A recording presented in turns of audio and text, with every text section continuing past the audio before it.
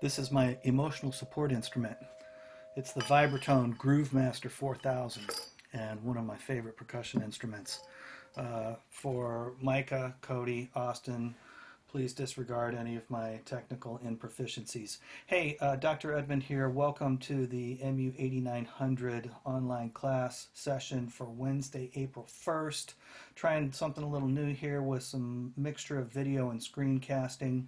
And so let's go ahead and get started. We have a reading that was assigned for this week's class, and that is on the nature of expertise. So first I want to ensure that everybody knows how it is that we locate the reading. If you go into our shared Google folder, you see course readings, and if you look down here at the bottom, you've got the nature of expertise. So do go ahead and read that particular piece, and let's get started. I just have a brief discussion for you, and then a little mini project for you. This was a really interesting article. I hope you enjoyed it as much as I did. It was great to hear about these master teachers. First, some announcements. The Reader's Choice Project is due tomorrow. I'm filming this on Tuesday, but tomorrow, Wednesday, April 1st at 12 noon. So hope you get that one in. The preoccupations for the 5 remaining students are due on Friday, April 10th. And there are 2 forms of feedback that you will provide. One are discussion contributions that are right there in Google Drive. And the other is that I'm asking that you go ahead and download the feedback file and present that to your classmates via email. Again, I won't monitor that. I have updated the site in Canvas for the preoccupation so that you have the, you know what, that's just taken a while, so let me go right here. You have the feedback form available for you. For the online presenters, you're going to upload your preoccupation video here, and again, that's in Google Drive. And you'll find that second form of feedback, which is, it's the discussion component. It's right here. You can see we don't have any videos yet, but hopefully soon our classmates will be uploading some of those, and we can get going on our feedback. Okay, so there are those pieces.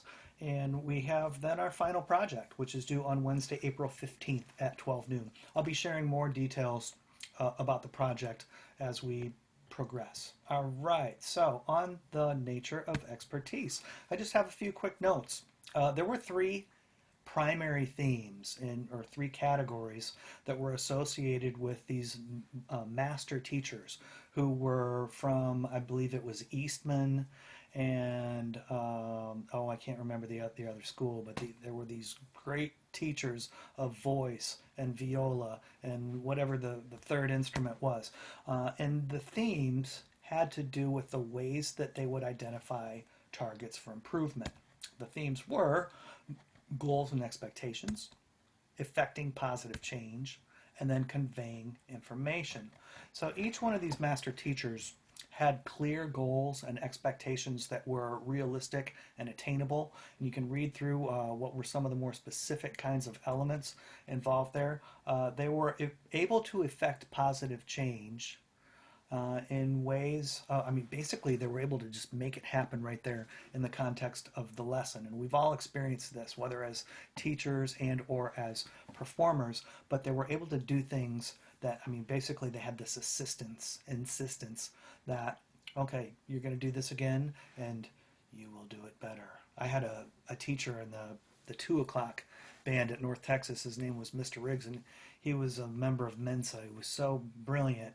And sometimes he would just stop the band and say, "Hey guys, let's do that again." But we'd all like lean in, like, well, okay, he's going to say something really profound. He'd say, "Do it again, but better."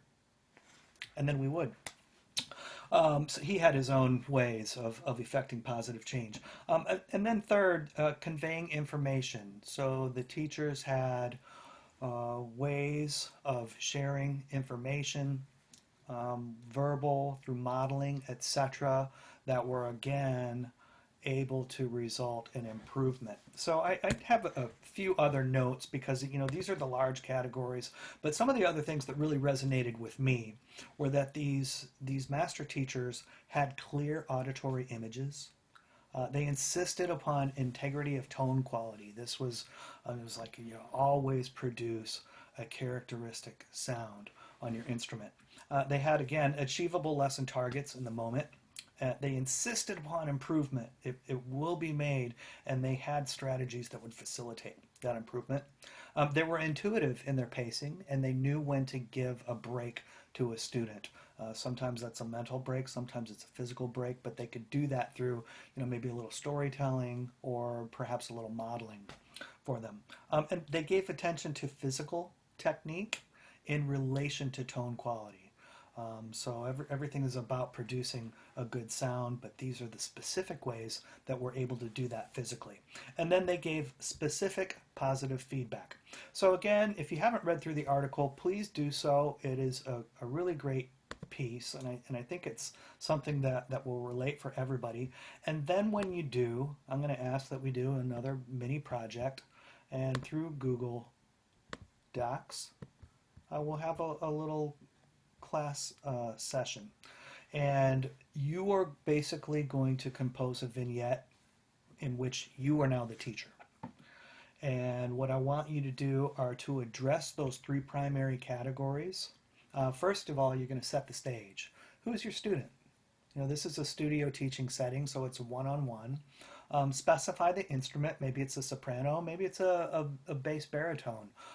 Maybe you're teaching the B-flat clarinet, or maybe you're teaching the bass clarinet. So be specific about that. Percussionists, you have a variety of instruments to choose from. Maybe it's a combination of different percussion instruments, but be specific, and then tell us what is the repertoire. So that's the part of setting the stage, telling us who is the student, what's also the musical selection, what's the music that they're learning. And then you're going to describe the goals and expectations for your lesson, how you would affect positive change, and how you would convey information. So read the description here. Your responses are due on Friday, April 3rd at 12 noon.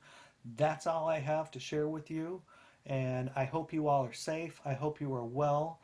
Please have a great week. Please continue to take care of yourselves, and I look forward to your continued participation in the course. Okay, take care, everybody. Be well.